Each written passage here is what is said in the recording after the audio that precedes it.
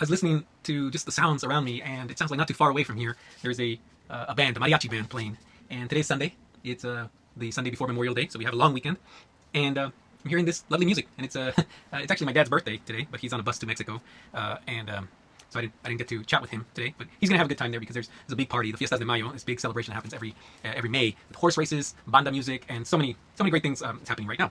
But hearing this music got me thinking about just the wonder of life around us and the unexpected sounds and the things that I need to pay attention to in my writing. Right, I've been making notes for myself. They're up here on the wall. To remind me to show the story, to focus on the tangible, the smells, the touch, the sounds, the things you can like feel, right, and hear, etc., and taste. All right, I was thinking, what are the senses? All right, taste, and this is a beautiful thing, and focusing on those things and digging into like sometimes the minutia of everything around us and creating these sensory images is usually the best part of writing, when you are just digging into trying to create the image. You know, you're trying to capture it in your writing, and I think there's a little bit, sometimes it feels like there's a push against that, you know, to be more concise and keep a story moving and maybe not get too descriptive. I don't know. So sometimes I swing in the other direction to try to move a story forward, but honestly, I have to be very conscious about what I'm doing, what I'm writing.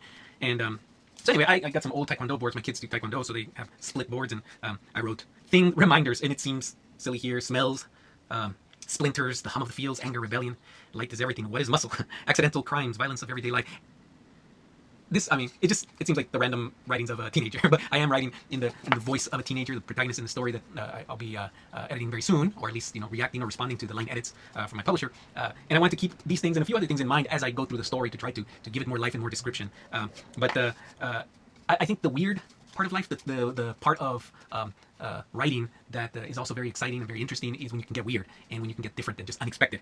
And one of my kids here drew something for me, a little piece of art here, and it says the eye of the tiger, and it's this red eye with the squiggles here, these lines across, and it got me thinking that there's something beautiful about the creativity of children, to just take things in places that are just maybe unexpected, that get you thinking in non-conventional ways. And I have a knack for my reflex, my instinct is always cliche, and I know it's a confession I probably shouldn't make, but my first draft is going to be cliche central, and I need to fix it, and that's okay. I try to fix it to try to be creative and be unique in my descriptions and not rely on the easiest possible description. And then it takes some work, it takes some effort, but I think that's what makes it exciting and interesting. And I don't know why, but seeing this, the eye of the tiger, also got me thinking about that. And it's just these little reminders, hearing the music, seeing this, and just thinking about all the things I need to focus on as the edits hopefully come soon, and I can get to work so that we stay on schedule. But I also got to thinking about how I feel like there's something is lost once you start working with a publisher, with an editor, trying to please an audience, and you're trying to create a marketable product.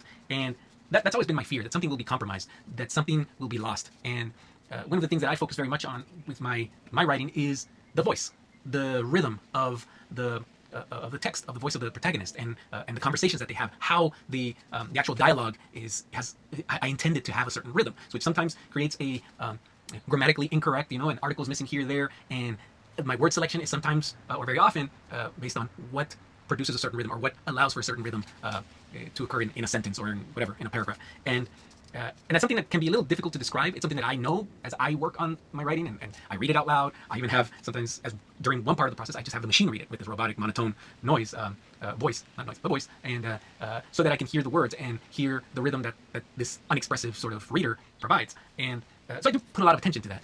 But in the end, I fear that will be lost. I don't know.